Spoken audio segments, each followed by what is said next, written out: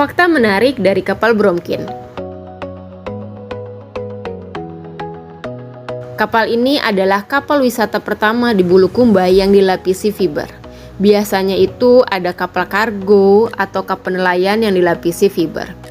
Jujur, keputusan ini bukan keputusan yang mudah, karena dari awal ada banyak pro dan kontra soal kapal kayu yang diberi fiber. Ada yang ragu, ada yang mempertanyakan, bahkan ada yang menganggap ini terlalu beresiko. Tapi kami tidak melakukannya asal-asalan. Sebelum sampai ke tahap ini, kami sudah melalui riset, percobaan, dan pengujian terlebih dahulu. Kami ingin benar-benar tahu bagaimana kekuatan rekat fiber pada kayu besi. Dan setelah dicoba, hasilnya ternyata cukup baik. Dan setelah itu, kami masuk ke tahap dempul.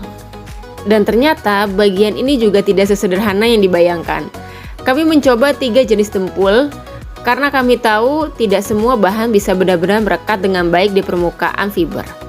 Bahkan, kami sampai harus meracik formula sendiri agar hasilnya sesuai dengan yang kami butuhkan. Tapi namanya juga proses, selalu ada hal yang tidak terduga. Saat peluncuran, terjadi gesekan di beberapa bagian kapal, dan dari situ kami melihat ada bagian dempul yang retak dan rusak.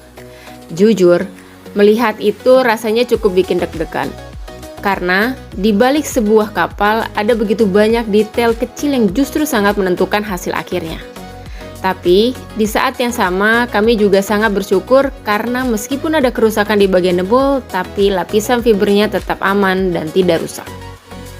Dan itu bukan kebetulan, ada proses, teknik, dan cara yang kami lakukan secara khusus untuk menjaga agar lapisan fiber tetap kuat dan terlindungi selama proses ini.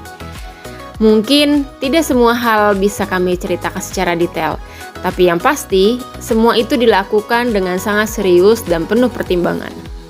Setelah itu, kami langsung mengambil tindakan cepat. Bagian dempul yang rusak, kami ganti dengan dempul non-sek atau yang biasa disebut lem Filipin. Dan syukurnya hasilnya jauh lebih baik dan berhasil. Dan mungkin salah satu hal yang paling kami syukuri adalah kami mengetahui kerusakan itu saat kapal masih di darat. Karena artinya, kami masih punya waktu untuk memperbaiki, mengevaluasi, dan memastikan semuanya lebih aman sebelum kapal benar-benar berlayar sepenuhnya. Kadang, proses membangun sesuatu itu memang tidak selalu mulus. Ada yang harus diuji, ada yang harus diperbaiki, ada yang harus diterima sebagai bagian dari perjalanan. Tapi justru dari situ kami makin yakin, kapal ini dibangun bukan hanya dengan material, tapi juga dengan keberanian untuk mencoba, memperbaiki, dan terus belajar. Semoga semua proses ini menjadi awal yang